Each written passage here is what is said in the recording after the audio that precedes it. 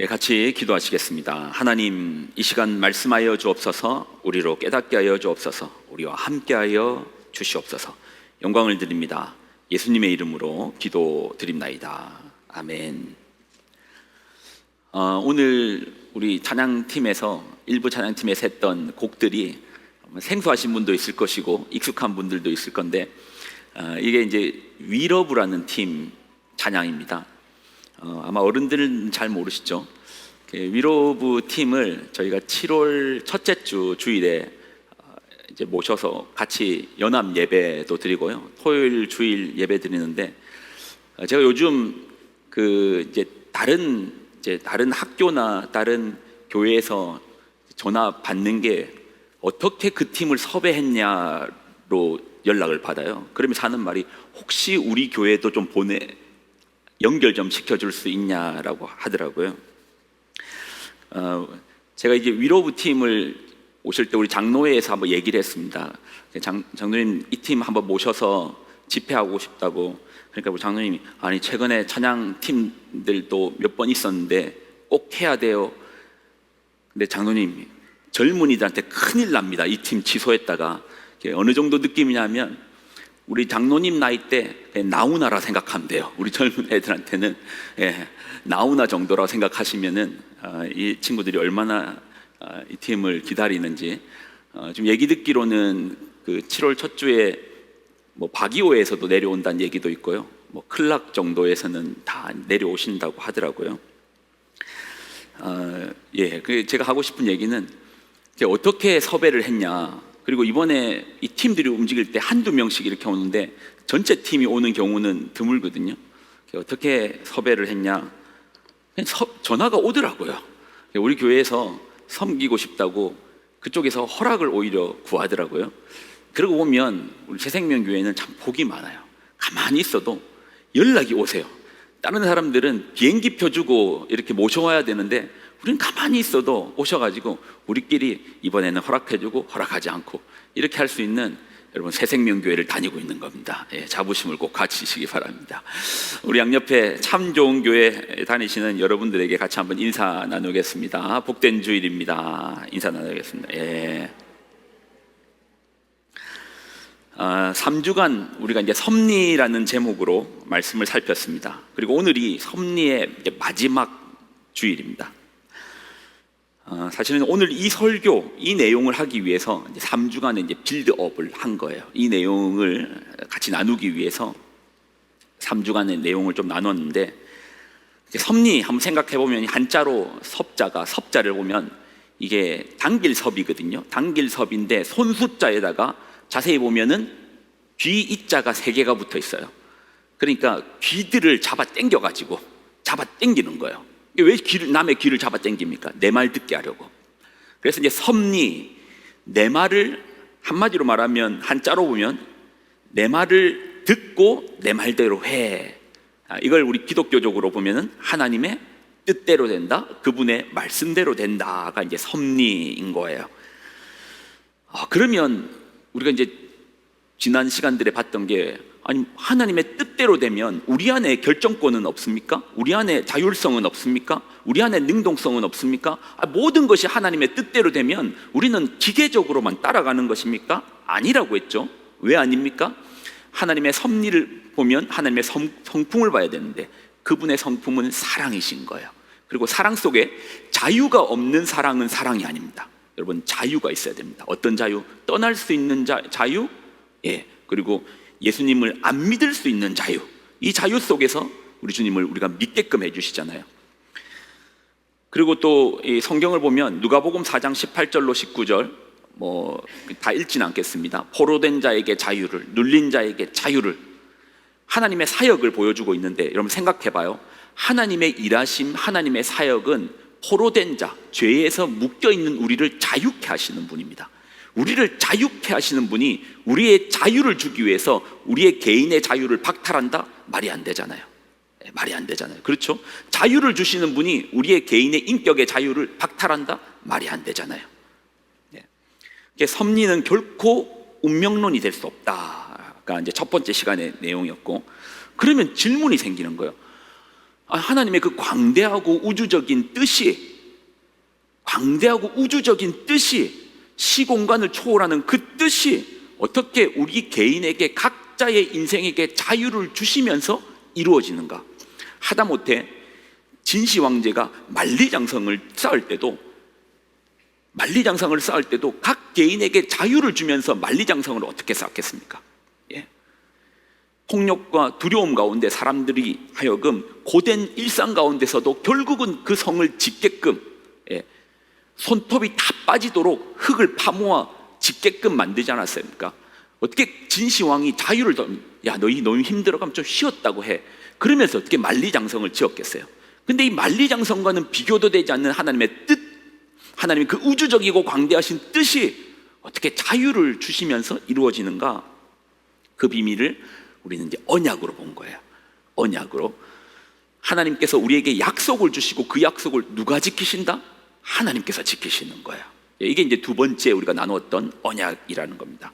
그리고 세 번째 나누었던 것은 그 언약의 사람 요셉을 통해서 어떻게 언약을 하나님 지키시는가를 살폈고, 이제 그러면서 이제 우리가 또 생각할 게, 아니 도대체 하나님께서 약속을 지키시는지 안 지키시는지 우리가 어떻게 합니까? 이거는요 고민할 필요가 없어요. 성경 속에서 보면 우리 하나님에 대해서 설명하는데 우리 하나님은 신실하신 하나님이십니다.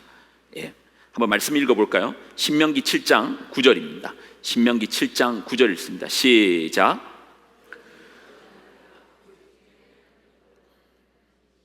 신실하신 하나님이시라. 그를 사랑하고 그의 계명을 지키는 자에게는 천대까지 그 언약을 이행하시며 인애를 베푸시는 신실하신 하나님이세요. 근데요 여러분, 신실하기만 해가지고 언약을 지킬 수 있습니까? 예. 우리 하나님은 또 어떤 면이 있는가? 자, 두 번째 부분도 보겠습니다. 우리 하나님은 전능하십니다. 자, 말씀에서 한번 읽어볼게요. 창세기 17장 1절과 2절 같이 읽습니다. 시작.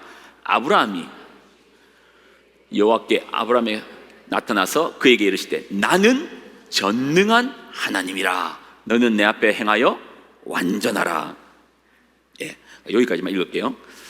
하나님께서 창세기 15장에 보면은 아브라함에게 언약을 주시는 거예요. 약속을 주시는 거예요. 자손을 주겠다 약속하신 거예요. 그런데요 아브라함 입장에서 자기 자신을 보니까, 그리고 자기 아내를 보니까, 지금 우리가 살아온 시간이 몇 년인데 지금까지도 아이가 생기지 않고, 그리고 아내는 점점 나이가 들어가고 나도 점점 나이가 들어가고, 내 형편을 보고 내 몸을 보니까 하나님은 비록 아이를 주겠다고 약속했지만 아무리 내 아내를 보고 가능성을 열어놓고 보려고 해도 도무지 아이가 생길 것 같지 않는 거예요. 그래서 아브라함이 15장에 하나님 약속하셨는데 16장에 여종 하갈을 통해서 아이를 출산하거든요. 어떻게 보면 아브라함 입장에서 약속을 어긴 거잖아요. 하나님 주시겠다고 했는데 아브라함 입장에서 약속을 어긴 거잖아요. 그리고 하나님께서 13년 동안 아브라함 인생에 나타나지 않습니다. 13년 동안. 그리고 13년 만에 아브라함 인생에 나타나서 하신 말씀이 이거예요. 뭐라고요? 나는 전능한 하나님이야.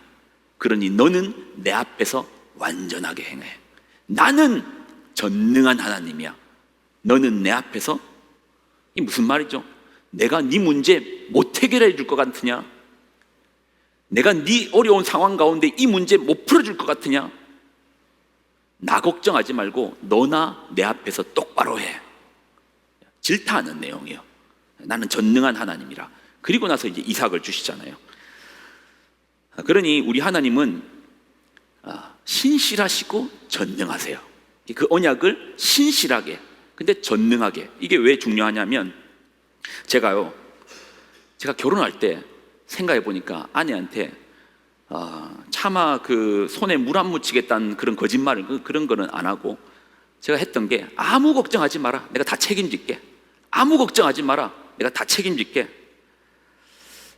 그런데 살아보니까 걱정 무지하게 시키고 있더라고요. 네, 걱정 무지하게 시키고 있더라고요. 제가 약속을 못 지켰어요. 왜요? 능력이 안 돼요. 능력이 안 됐어요. 우리 하나님은 전능하시는 거예요. 그러니 능력이 되시는 거예요. 신실하신데 전능하시기까지 하시는 거예요. 그러니 그 약속을 지키시는 분이십니다. 그러니 우리가 신실하고 전능한 하나님 앞에서 정말 오늘 말씀처럼 나는 전능한 하나님이야. 너는 내 앞에서 완전히 행하라. 너만 똑바로 하면 돼. 내 걱정할 필요 없어. 너만 똑바로 하면 돼. 자, 그런데 하나님 전능하시잖아요. 신실하시잖아요. 아니, 전능하시잖아요. 그런데 왜 우리 아이 대학 떨어졌습니까? 그런데 왜 팬데믹에 내 사업 어려워졌습니까?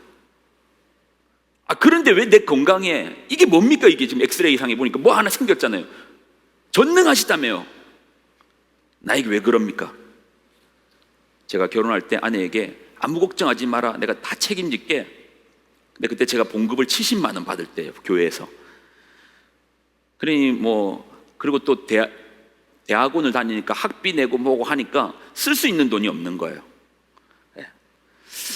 제 능력이 안 됐습니다. 근데 만약에요, 제가요 한 달에 한 1,000만 원 벌어요. 한 1,000만 원 정도의 돈을 벌고 있는데 그 능력이 돼요. 능력이 되는데 아내한테 돈을 20만 원씩 30만 원씩 갖다 주면 아내 입장에서는 더 화가 나요.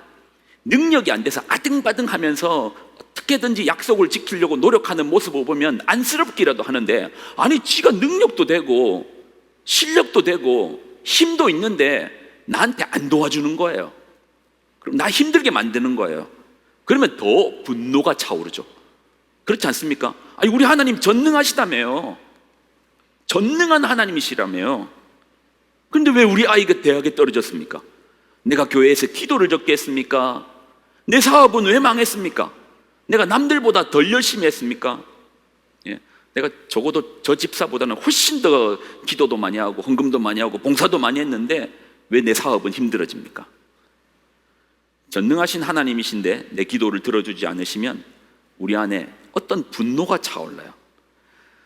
이게 우리만의 고민이 아니고 성경에 나와 있는 기록들을 보면 이런 내용들이 무수히 많이 나와요. 시편에 보면 이런 내용들이 많아요. 시편 42편 3절 한번 읽어보겠습니다. 같이 한번 읽어보겠습니다. 시작. 사람들은 날이면 날마다 나를 보고 너의 하나님 어디 있느냐 하고 비웃으니 밤낮으로 흘리는 눈물이 나의 음식이 되었도다. 조롱하는 거예요. 너희 하나님 전능하시다며, 살아계시다며. 근데 지금 네 힘들 때 너희 하나님 어디 있냐? 너 지금 어려운 상황인데, 힘든 상황인데 네 그 전능하신 하나님, 살아계신 하나님 어디 있냐?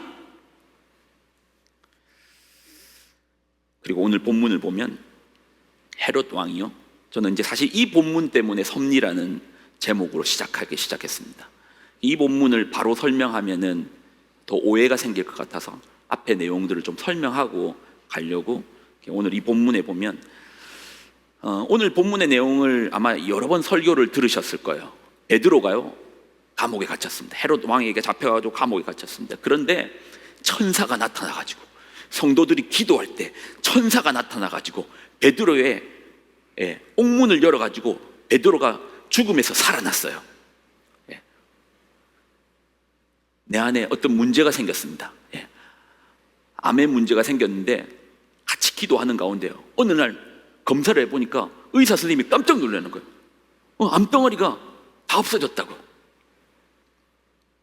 그런데요 오늘 본문을 보면 야고보는 죽었어요. 근데 베드로는 기적적으로 살아났어요. 야고보는 죽고 베드로는 살아났어요. 어떤 목사님이 그런 얘기 하더라고요. 한 교회에 권사님 한 분이랑 집사님 한 분이 병에 걸렸습니다. 교회가 얼마나 기도했겠습니까? 믿음으로 얼마나 선포했겠습니까? 권사님은 살아나고 집사님은 돌아가셨어요. 그러니 집사님 가정이 교회를 떠나셨어요. 차라리 둘 다 데려가시든지 둘 다 살려주시든지, 한쪽은 살아나고 한쪽은 죽으니까 그 집사님 가정이 떠나가셨습니다. 왜 하나님은 야고보는 데리고 가시고 베드로는 살려주십니까? 전능하시잖아요. 감옥에서 베드로를 천사를 보내서 건져내시고 구출해주는 그런 기적적인 능력이 있으신 분이잖아요. 근데 왜 야고보는 데리고 가시는 겁니까? 왜 안 구해주시는 겁니까? 왜 베드로만 감옥에서 건져주십니까? 이거 편애 아닙니까? 도대체 하나님 뜻이 무엇입니까? 그 섭리가 무엇입니까? 그런데 우리는 이 부분을요, 이제는 더 이상 감정적 영역으로 바라볼 게 아니고 이제 섭리라는 걸 배웠잖아요. 성경적 관점에서 좀 보면은 우리가 이제 섭리를 통해서 이제 배웠던 내용이 뭐죠? 하나님의 언약을 바라봐야죠. 약속을 바라봐야죠. 약속 속에서 보아야죠. 하나님께서 우리 인생에 약속을 주셨어요. 그리고 그 약속을 하나님은 신실하게 지키시고 전능하시기에 반드시 지키시는 분입니다. 하나님의 섭리의 방향이 그 약속 따라 진행되더라는 겁니다. 만약 하나님께서 약속하셨습니다. 근데 안 지키면 그분이 신실하지 않거나 전능하지 않는 거예요. 근데 우리 하나님은 신실하시고 전능하시니까 반드시 그분이 말씀하신 약속을, 우리에게 주신 약속을 지키실 것입니다. 근데 물어보겠습니다. 우리 하나님께서 우리 삶에 고통이 없을 것이라고 약속하셨습니까? 어떠십니까? 하나님께서 우리 인생에 고통이 없다고, 네 인생에는 고통이 없을 것이다 라고 약속하셨습니까? 아니요, 약속하시지 않으셨습니다. 네 인생에 손에 물 한 방울 안 묻히고 살게 해줄게 라고 약속하셨습니까? 그렇게 약속하시지 않았습니다. 하나님께서 우리에게 주셨던 약속의 말씀을 보면 창세기 3장 17절로 19절을 보겠습니다. 범죄한 인생을 향하여 하나님 주신 말씀입니다. 창세기 3장 17절로 19절입니다. 자, 17절, 19절 한번 천천히 한번 읽어볼까요? 같이 읽습니다. 시작. 내가 내 아내의 말을 듣고 내가 내게 먹지 말라 한 나무의 열매를 먹었은즉 땅은 너로 말미암아 저주를 받고 너는 내 평생에 수고하여야 그 소산을 먹으리라. 18절. 땅이 내게 가시덤불과 엉겅퀴를 낼 것이라. 내가 먹을 것은 밭의 채소인즉. 19절.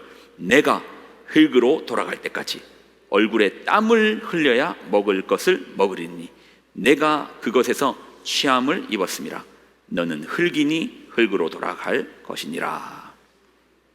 하나님은 우리에게 우리 인생에 고통이 없을 것이다 라고 말씀하시지 않았습니다. 오히려 고통이 있다라고 말씀하셨습니다. 그리고 이 말씀을 자세히 보면 우리는 가끔 이 말씀을 하나님의 징벌이라고 생각하는데 아니요. 자세히 보면 우리는 땅을 일구어서 그것을 먹을 것을 찾아는 늘 일해야 되고 고민해야 됩니다. 제가 사람들을 만나봤는데요, 그 중에는요, 제가 만나는 사람 중에 잘 사는 사람도 있을 거 아닙니까? 그냥 우리 기준에서 잘 살고 어느 정도의 부가 형성된 분도 있지 않겠습니까? 근데 제가 만나본 중에 한 번도 나는 이만큼 벌어뒀으니까 이거에 대해서 걱정 없고 고민 없는 인생은 제가 한 번도 만난 적이 없습니다. 죽을 때까지 이 고민과 걱정을, 전에 한번 말씀드린 적 있죠. 어떤 장로님한테 야, 저 정도의 재산을 이뤘으니까 돈 걱정 안 하시죠? 라고 물어보니까 그분이 저한테 얘기해 준 거예요. 신앙적으로 말씀드릴까요? 아니면 현실적으로? 저는 현실적인 게 궁금합니다. 그 하시는 말씀이 제가 회사에 와가지고 제일 먼저 하는 게 뭔지 압니까? 세 가지를 체크합니다. 오늘 우리가 들어올 돈이 얼마인가? 오늘 우리가 나가야 되는 돈이 얼마인가? 그리고 오늘 우리가 가지고 있는 돈이 얼마인가? 이 세 가지를 늘 먼저 확인한답니다. 목사님, 돈 걱정 어느 정도 단위 합니까? 기껏해야 뭐 몇백만 원, 몇천만 원 그 단위 가지고 고민하시고 뭐 집이나 사면 뭐 억 단위 고민하시겠죠. 저는요, 그 단위가 아닙니다. 몇십억 또는 어떨 때는 몇백억 단위에 고민합니다. 그러면서 하시는 말이 목사님보다 돈 걱정 훨씬 더 많이 합니다. 그렇더라고요. 오늘 말씀을 보면 우리는 끊임없이 고민하고 끊임없이 수고해야 되고 땀을 흘려야 됩니다. 그리고 또 자세히 보면 땅은 너 때문에 저주를 받은 거야. 땅이 너 때문에 저주받은 거야. 그리고 나 때문에 저주받은 그 땅에서 우리는 가시덤불, 엉겅퀴, 뭐죠? 가시덤불과 엉겅퀴의 특징이 있습니다. 둘 다 가시가 있습니다. 찔려요. 아파요. 그 땅을 일궈내려고 하니까 가시덤불이 있으니 찔리고 아파요. 인생을 살아가는데 아프고 찔리고 아파요. 술술 잘 풀리는 가정이 있던가요? 아니잖아요. 야, 저 가정은 고민 없겠네. 보면 뭐 자녀의 문제가 있든지 뭐에 문제가 있든지 다 저마다의 고통이 있습니다. 그리고 가끔 하나님 왜 나에게 이런 어려움을 주시는지 모르겠다라고 하는데 땅은 너로 말미암아 저주를 받는다. 자세히 보면 그게 대부분 우리의 욕심 때문일 때도 많고, 우리가 몸을 아끼지 않고 내 욕망대로 내 욕심대로 사용하다 보니 아픈 경우도 많아요. 자연재해의 경우는 오히려 정말 100이 있다면 하나 정도고 99는 우리가 만들어낸 결과들일 때가 꽤 많아요. 예. 학교 다닐 때 공부 실컷 안 하고 대학에 떨어졌습니다. 하나님 왜 나에게 이런 시련을 주십니까? 그거 아니잖아요. 땅은 너로 말미암아 저주를 받는다. 그리고 무엇보다 더 중요한 사실은 하나님께서 우리 인생에 고통이 없을 것이다 말씀하시지 않았습니다. 고통이 있다, 사망이 있다, 죽음이 있다. 그럼 하나님은 도대체 우리에게 무슨 약속을 주신 겁니까? 하나님께서는 우리 인생 가운데, 이 땅 가운데 천국을 만들어 줄게라는 약속은 아니었습니다. 내가 내 인생에 노력하고 열심히 하고 내 힘으로 천국을 일구어낼 수 있다라고 말씀하시지 않았습니다. 하나님 약속은 이 땅이 아니라 새로운 땅, 그래서 새 하늘과 새 땅에 대한 약속을 주신 거예요. 계시록 21장 1절로 4절 말씀입니다. 여기에 보면 고통이 없다가 나와요. 고통이 없다가 나와요. 자, 이 약속을 한번 보세요. 자, 계시록 21장 1절로 4절 한번 여러분 한번 읽어보실래요? 읽습니다. 시작. 처음 하늘과 처음 땅이 없어졌고 바다도 다시 있지 않더라. 또 내가 보매 거룩한 성 새 예루살렘이 하나님께로부터 하늘에서 내려오니 그 준비한 것이 신부가 남편을 위하여 단장한 것 같더라.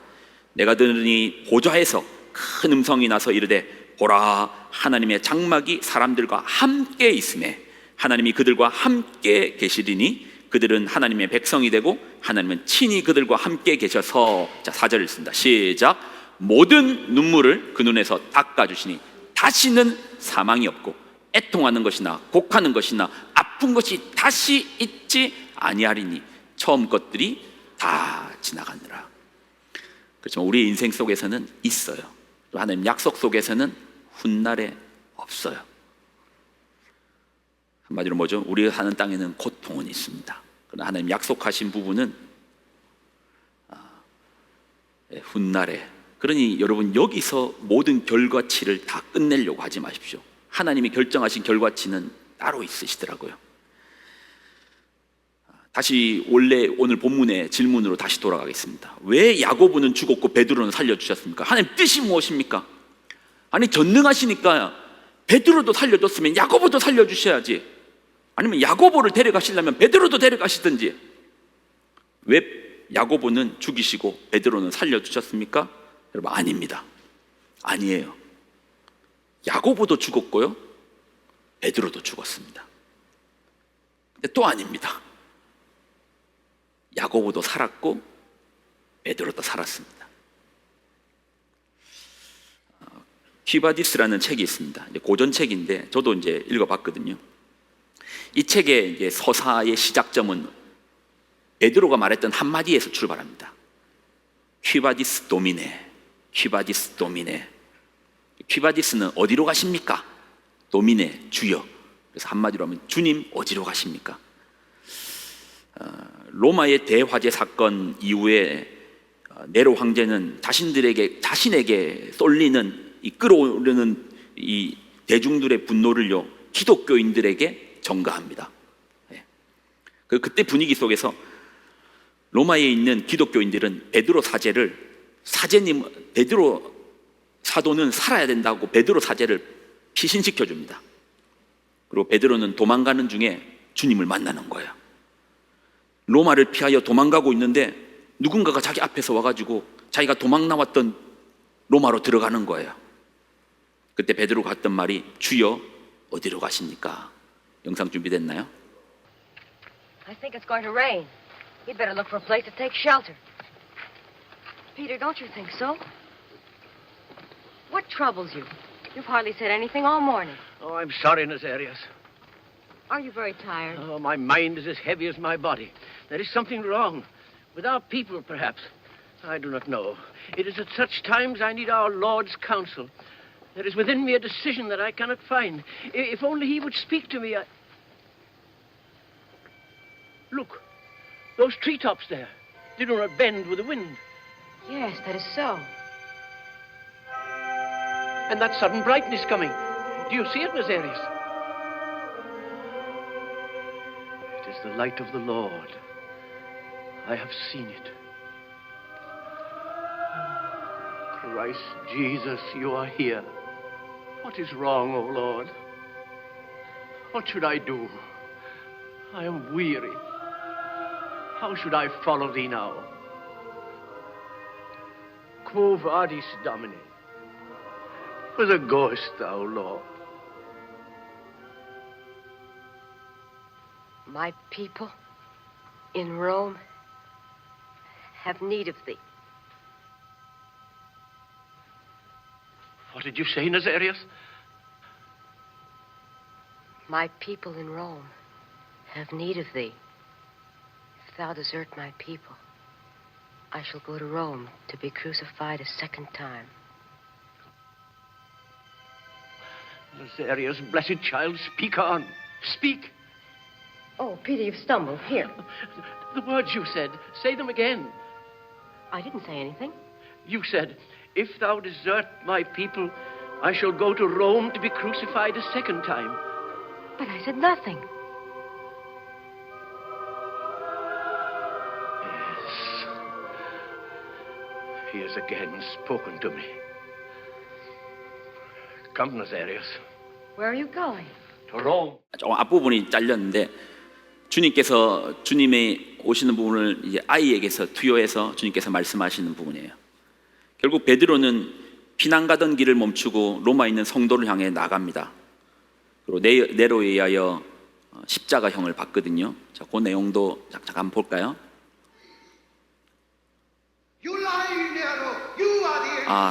예, 그냥 아마 시간제가 설정을 잘못했나 봅니다. 나중에 또 확인해 보겠습니다.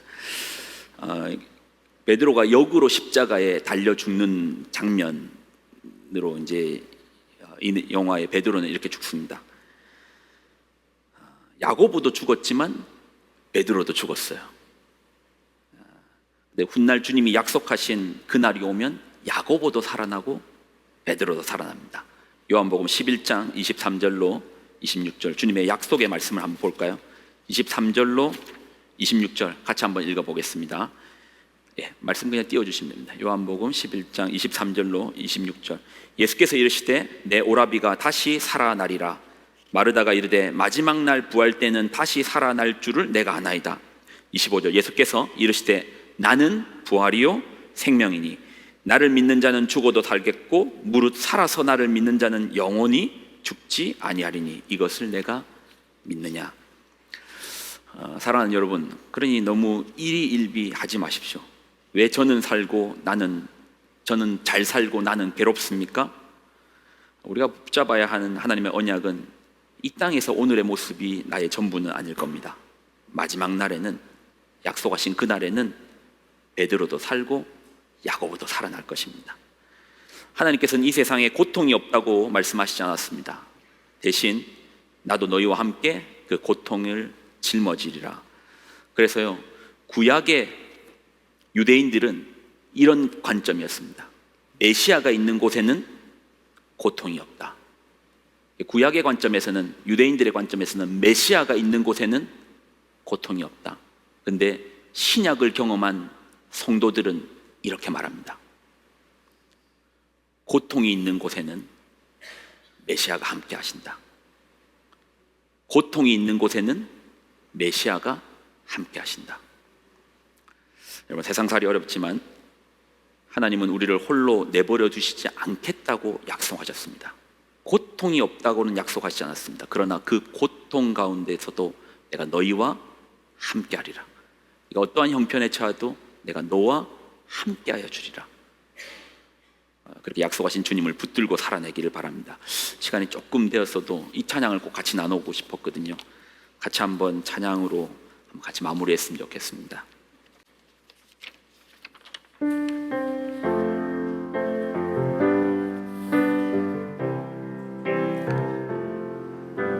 고단한 인생길 힘겨운 오늘도 예수 내 마음 아시네.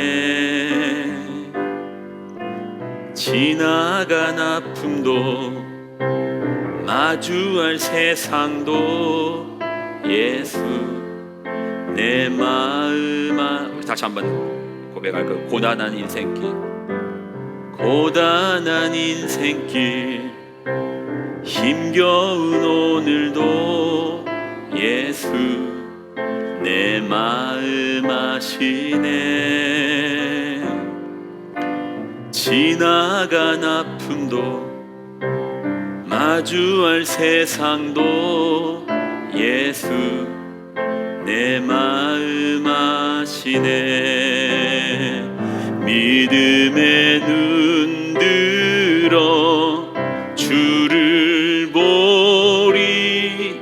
이 또한 지나가리라.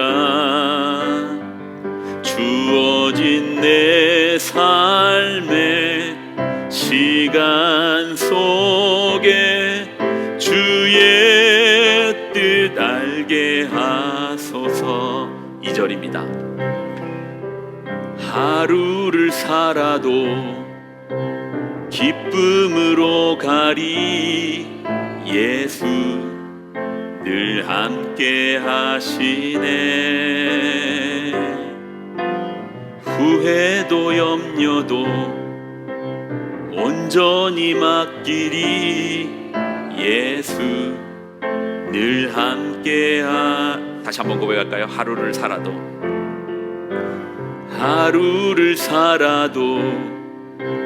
기쁨으로 가리. 예수 늘 함께 하시네. 후회도 염려도 온전히 맡기리. 예수 늘 함께 하신. 믿음의 눈 들어 주를 보리. 이 또한 지나가리라. 주어진 내 삶의 시간 속에 주의 뜻 알게 믿음의 눈 들어 주를 보리. 이 또한 지나가리라. 주어진 내 삶의 시간 속에 주의 뜻 알게 하소서. 여러분 잘 생각해 보세요. 하나님께서 우리에게 고통이 없는 세상에 살게 해주겠다 약속하시지 않았습니다. 그러나 하나님의 언약은 그 고통 가운데 우리가 있을지라도 함께 해주시겠다라고 약속했습니다. 성도의 인내는, 성도의 능력은 고통 가운데서도 우리와 함께 하시는 주님을 발견하는 겁니다. 나의 어려운 처지 가운데서도, 상황 가운데서도 믿음의 눈을 들어 내 주변을 살펴보며 하나님의 섭리하심과 함께 하심, 약속하신 하나님. 내가 어려울 때 모든 사람들은 다 도망갑니다. 여러분 돈 없다 해보십시오. 나 돈 없어 해보십시오. 늘 연락 오던 사람도 연락이 끊깁니다. 그러나 우리 하나님은 그때에도 우리의 손을 놓지 않으십니다. 그때도 내가 기도할 때, 주님께를 찾고자 나아갈 때 하나님은 마음을 활짝 열어 우리를 품어주십니다. 우리에게 약속하신 하나님은 내가 세상 끝날까지 너희와 항상 함께하리라고 약속하신 하나님입니다. 고통이 없다고 말씀하시지 않았습니다. 혹시 여러분의 인생에 고통이 있습니까? 어려움이 있습니까? 약속하신 하나님, 함께 하겠다고 약속하신 하나님, 그 하나님 부여잡기를 소망합니다. 하나님, 여기에 주님 사랑하시는 자들이 여기 있습니다. 인생의 저마다의 어려움, 고통, 또 힘듦, 연약함, 아픔, 설명할 수 없는 답답함들이 있습니다. 주님, 뜻이 무엇입니까? 우리가 그 뜻을 어떻게 알겠습니까? 그러나 주님의 언약을 붙듭니다. 고통 속에서도 세상 모두가 나를 떠나고 나를 믿어주지 않고 나에게 등 돌리는 그때에도 우리 주님은 내 손을 꽉 붙들어 주시고 내가 어그러진 내 다리를 쫙 붙들어 주사 나로 하여금 한 걸음 한 걸음을 오늘도 걷게 합니다. 그렇게 걸어가는 여정을 통하여서 주님의 섭리하신 뜻하심을 우리가 발견하게 하여 주옵소서. 그리고 그 섭리 속에서 우리가 늘 함께 하시는 우리 아버지 하나님을 깊이 경험하는 우리 귀한 성도들이 되게 하여 주시옵소서. 이제는 우리 주 예수 그리스도의 은혜와 하나님의 무한 극진하신 사랑하심과 성령님의 교통 동행 충만하심의 역사하심이 우리에게 주어진 인생 속에서 그것이 고통 속이라 할지라도 묵묵히 그 길을 따라가며 그 어려움 속에서 주님을 발견하고 주님의 손을 붙들고 살아가기로 작정한 귀한 성도들의 삶과 가정과 그들의 자녀들의 머리 위에 이제로부터 영원히 항상 함께하여 주시기를 간절히 축원드리옵나이다. 아멘.